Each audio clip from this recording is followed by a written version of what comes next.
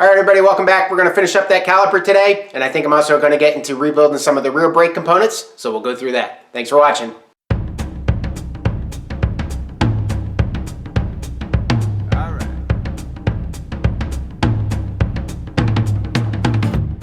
So these are the pistons that the Roadster factory sent me the wrong ones. Now, in their defense, they did get the wrong things from their manufacturer, so Albert at the Roadster factory hooked me up and was able to send me 3 more to replace, and they didn't want the old ones back because turns out, you can see there that it's just a little bit taller. The diameter is exactly the same actually, and this is what I should have, and that fits in pretty nice. And then even these fit in really nice. Turns out those are for rear brakes for a Jaguar XKE 69 to 74, I think. I'd love to have an XKE to put them in, but you know how that goes. So if you're in need for 3 pistons of a rear brakes for a Jag XKE, let me know. This here is the brake caliper that I broke. If in the last video I showed you where I couldn't get the bleed screw out, so I was going through various things and finally used an easy out, and obviously put a little bit too much pressure and expansion on the metal here and just cracked the thing right off. What I would like to do, and my idea is, I have the other piece obviously and it came off pretty clean, no little chips. I'll try to bevel the edge a little bit on both pieces, heat it up real good with like a propane torch, and then take the TIG welder or the MIG welder to it and see if I can get it welded. And like I said, give it a shot. May work, might not, but that's kind of a bummer. Alright, so I got the rubber rebuild kit here from the Roadster factory. It is not a Girling or a TRW kit. You can get them, but TRF doesn't sell them. You have to. I know that the Spitbits does. But anyway, so this is part number HK2529. It gives you one whole kit, good enough for both calipers. And you've got the 2 internal seals inside the piston chamber, and then the 2 dust covers. So we'll go ahead and get this thing open and show you how that works. All right, so those 2 dust covers there, made in England on the stamps on them, and then the 2 internal O-rings. This does not come with the O-rings that go between the caliper halves. I think I told you that. That's separate. You have to order that separate, and the only place I know you can get those is Moss. It comes with little rubber caps for the bleed screws. I found some of those on Amazon that I really like, so I'm going to use those instead. So we'll put this other caliper kit back in the bag. Alright, so we'll start with this piston first. Again, you want to check the chamber, make sure it's relatively clean, and it is. Like I said, I put 600 grit sandpaper to it. The question comes, as a matter of fact, one of my viewers, David, in the last video said he could have swore that he read in the workshop manual somewhere to never ever split the caliper halves, and that may very well be the case. The only reason I could really see for not wanting to do that is maybe if you heat the things up so much that they might warp a little bit, and you might, when you take them apart and they lose that tension, that warping would be magnified and you would never be able to get a seal again. But your only sealing surface is right there where the O-ring is. The rest of this is just machined flat to give you a flat surface, but there's no seal there. So it's just, just right there. I'm not quite sure what the apprehension is. Obviously, I don't have a lot of experience, only Dorothy, so, there's a lot of people say don't ever do that, so it's got to be something with the probability of a leak is great. But anyway, that's why I did it, and that's why I'm going to do it again. I'll show you how to torque these back together. So, got my .5 brake fluid here. I'm going to use that to lubricate the inside of stuff. I also have some Sil Glide, which I'll be using if I need to do that. I know the light is not the best here. Unfortunately, I don't have... we don't have everything quite settled out in here yet, so I'm just using a fluorescent above me. So one of these days we'll get it together. So here's the piston. You can see that little groove that's in the piston, so it's going to go in like this, obviously, with the flat. So we'll go ahead and we'll get that rubber seal on there. I'll lubricate that with a little bit of brake fluid, then lubricate the whole other thing on the outside and get this piston in there.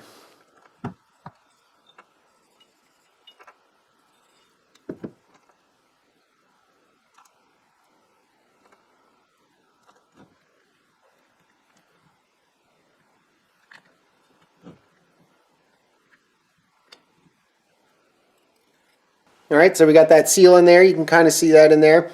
Just watch, it may try to twist on you a little bit, so when you get it in there, just kind of run your finger around, make sure it's sealed pretty well. Alright, so now that that's good, I'm going to go ahead and lubricate the outside of the piston with a little bit of brake fluid. Alright, so we got the piston set in there. ready to get pushed in. So I'm going to use a flat piece of wood and this is a 4-inch C-clamp. You can use something different size if you need to. I'm also going to use a piece of wood on the caliper side just so I don't mar the surface. Alright, so just like that, and just slowly press the puppy in. Alright, and what I do, I don't put it all the way in. And the reason that is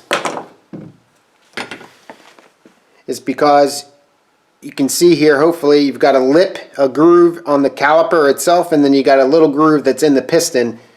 And in those grooves is what fits this rubber seal. So this wider diameter opening fits around and clicks into the caliper. And you can see just that little bit of recess right there, that goes and fits inside the groove in the piston.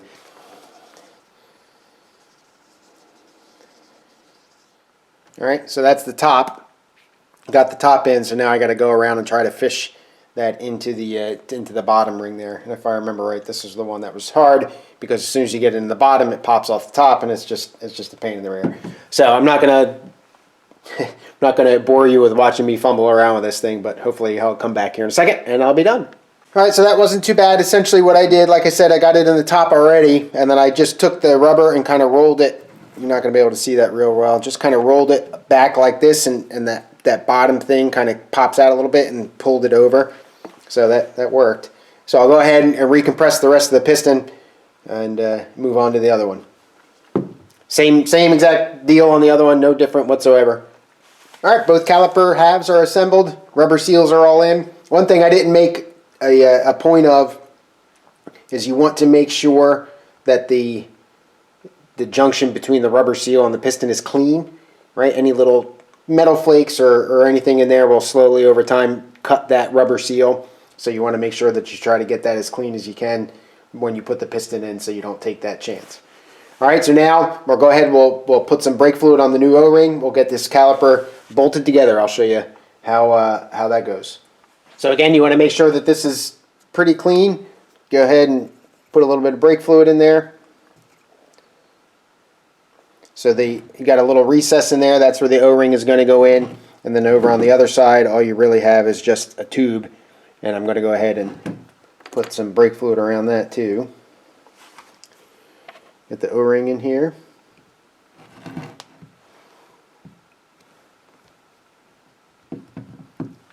Alright, lubricate the outside of that, it fits in there pretty good. We'll go ahead, this is the threaded side. So we'll go ahead and put this on top so that we can feed the bolts down through the top.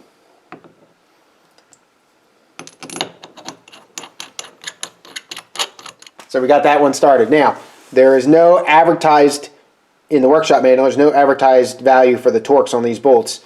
Probably a good indication they don't want you to take them apart, but I'm stubborn. What I do have, however, is what the torque value should be for a nominal bolt size. So this, I did a series of videos a while ago now on threaded fasteners. I'll put a link up above so you can see if you're interested in that. It's all based on the Navy's rules for threaded fasteners. They have a whole tech manual dedicated to just how to put nuts and bolts together. And you know, that's pretty important on a battleship that stuff stays together. So there's a table in here, and then it gives you maximum recommended torque values, and it gives you the bolt or cap screw nominal diameter, the thread size, and then the yield strengths and how many torque you go. So we're going to go ahead, we'll step through this and figure out what the best torque is for this. So I'm going to go ahead and I'm going to torque it to 50 pounds, and I'm going to call it good and put it on the shelf. I'm going to kind of walk it up a little bit just to try to maintain some balance on this. So I'm going to do the first torque is only going to be 20 foot-pounds. And I'll bring them both snug here real quick. Alright, 20 foot-pounds.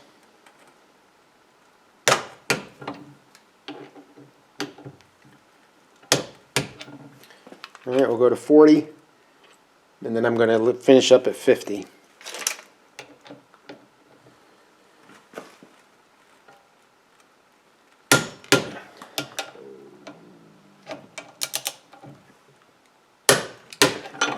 Alright, 50 foot-pounds. Now that felt pretty good, not quite as tight, I think, taking them apart, but it still felt pretty good. So again, I don't want to over torque these things. I'll re-ask on the forum again just to double check. But I do have that book from the Navy, and obviously, you know, I trust that just about more than anything else. So there you go. That's how you rebuild one of these calipers, including splitting them, which is not always recommended, but it can be done. I did do them on Dorothy, and I haven't had any leaks. So what I've got here is the rear brake pistons. I got 3 of them. These 2 here I picked up online just to kind of have more spares. The ones original to Dorothy were gone, and the person that owned it before me purchased a brake rebuild kit from Spitbits. And the one thing that I don't care for about them too much is they come with the pistons that are metric. So this is a 10 millimeter instead of a 7/16 and all that kind of stuff. And they're not original or whatever like that. So these are in pretty good shape, obviously. They are made out of aluminum. So if you have them all dirty and nasty like this one is, which I soaked in Purple Power, you just have to be careful that you don't soak it too long, because Purple Power is caustic and it will eat the stuff. This guy right here, also made out of aluminum. This is the tensioner or the adjuster for the emergency brake, and I can show you how that works as this comes apart and back together. So right now this piston in here is seized, so I've got the bleed screw in here. I'll tighten that down so it seals up, and then I'm going to blast some air in here and see if I can get this guy out of there.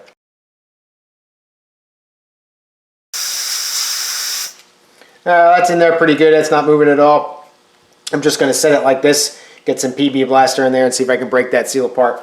In the meantime, I will rebuild these other 2 and this guy right here and show you how that works. So there's not really a whole lot to these. So you obviously have the body here. You've got one plate where the bleed screw goes, which is this guy here, and the other point where the hose comes in from the brake system itself. You have a cap that's in here, and this you could probably pound this through and knock that out, but I'm not going to do that. And then you've got the piston with the rubber seal. That guy goes on something like that. You've got this little clip right here, and what this clip does is it fits in that groove there, and it holds a rubber boot on here just as a dust protection. And then you obviously have the bleed screws itself. So I've got my bench grinder over here with a brass wheel on it. Just going to go ahead, get these rubber seals off of here, get this stuff cleaned up. You want to look for any pitting or anything like that inside on these pistons, and I don't see any at all on that one. Might be a little mark a little bit on this one. We'll see. And then you also want to do a quick once over on the inside of the bores too, and again making sure that you don't have any marks or anything too bad in here that looks like it's going to affect the operation. And these look pretty good as well. So anyway, I'll get over to the bench grinder here and get this cleaned up and come back. Got most of the stuff cleaned up. I still have the body of the tensioner inside back in the Purple Power. There was some deep embedded stuff that I want to break up. This is the rebuild kit for the rear, the brake pistons. So I got this from TRF. These are things like $6, and part number HK2027, and you only need one of those. This will do both kits. Same thing with the brake master cylinder, or excuse me, the front caliper rebuild kit. So in the kit, you get the rubber seals that go on the piston, the rubber caps like I was explaining, the dust caps that go kind of on there, like that. And then you also get caps for the brake bleed screws. So we'll get rid of this. All right, so like I said, you want to check and make sure that the inside of your bore is not all messed up, and mine are in good shape. So I'll get the rubber off of the piston here, and the rubber's all nasty. You can probably hear it cracking.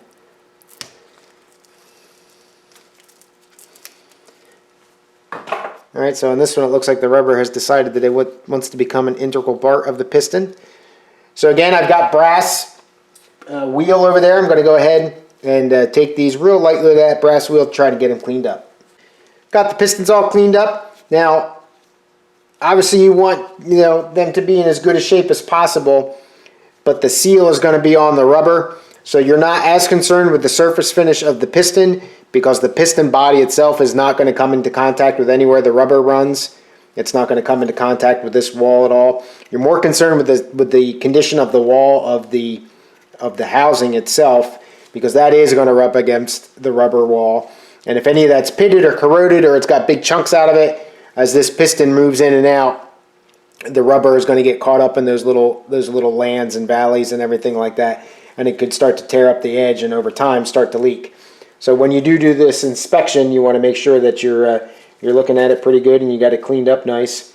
And like I said, the inside of these look pretty good. I'm not as confident about the other one that I've got soaking in purple or in PB Blaster. Go ahead and put a little bit of Seal Glide on here just to get it lubricated in preparation for the rubber seals. Rubber inside of the rubber seals all lubed up.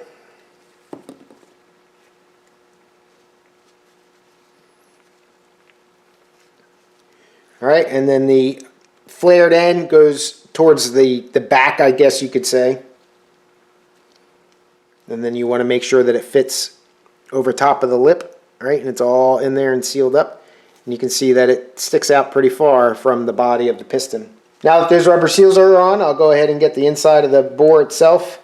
Get some Seal Glide in there. This stuff's also going on the bench. Like I said, it's not going in the car, so you've got some minor corrosion concerns here. It is aluminum, but aluminum does corrode. That's that white powder stuff that sometimes happens. And again, if you've got the workshop manual, you want to refer to that as well, so you don't put this stuff in backwards. So the workshop manual shows the piston kind of sitting like this, and it goes in rubber end first. All right, and you want to get a little bit of Seal Glide on these rubber dust boots here. Now the way this is going to work is the dust boots are going to fit over top of this little protrusion that sits out of there.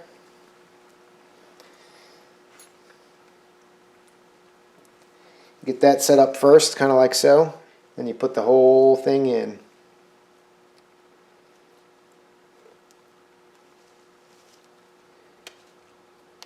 Fit the boot over top of the little lip there.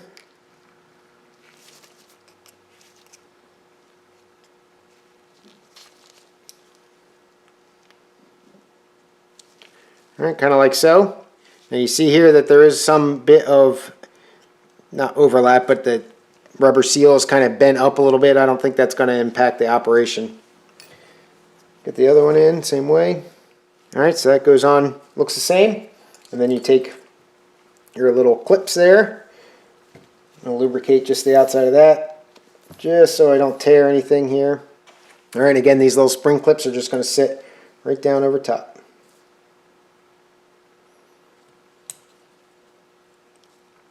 Alright, so that's not fitting in there perfect, not totally in that groove there. Some of that's because it's just not, the rubber is kind of taking up the space. So I'm not going to worry about that. Again, these are going to be bench spares. But that's really about it. Bleed screws, I clean the bleed screws up. Alright, the bleed screws go in the angled part. Pick these up from Amazon. These, I like these better. And I'm going to put the other rubber, turn one of the caps upside down, stick it inside of there. So that'll keep that protected as well. So there you go. There's not a whole lot to it. It's probably the easiest brake rebuild you ever do. Again, the important part is to make sure the inside of that cylinder bore is clean, and otherwise you should be good. So these are ready to go sit on the bench somewhere and be ready spares. Probably even easier than that is the brake adjuster. Now I did get it cleaned up. It's not beautiful, but it's good enough. So real quick, I'll just put the star washers and the nuts on the back here. That's just where it bolts into the back plate. And then the adjuster itself, looking at it like this coming at you, these are going to go in with the angle towards the back of it. And the reason that is because this piece here comes through the body like this. Now obviously you can't get that in there, so you got to make some room. So you want to put this in first. Screw that guy down.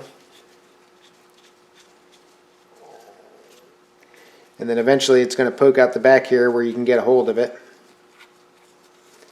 Wind it out. Alright, so it'll screw most of the way through. So it's in there, recessed in there pretty good. All right, go ahead and grab my brush and some grease. Get this guy packed with some grease. One, it obviously provides lubrication. Two, it'll help keep those little tension, what are they called properly? The adjuster tappets will help that keep that in there. So again, the angle goes towards the back. Push that guy in there. Push that guy in there, and then I'll run this back out a little bit. And then I think you can see them starting to spread apart as that comes up.